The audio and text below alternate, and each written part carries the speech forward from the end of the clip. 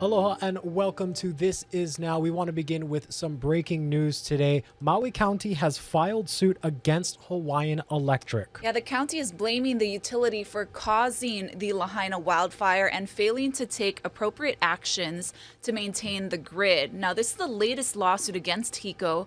Some residents are also suing the company. Now, the county's lawsuit claims Hawaiian Electric acted negligently by failing to power down electrical equipment despite a National Weather Service warning about the wildfire risk.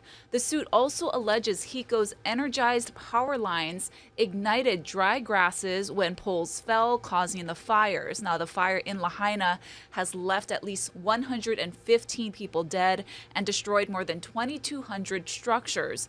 The damage estimate exceeds $5.5 billion.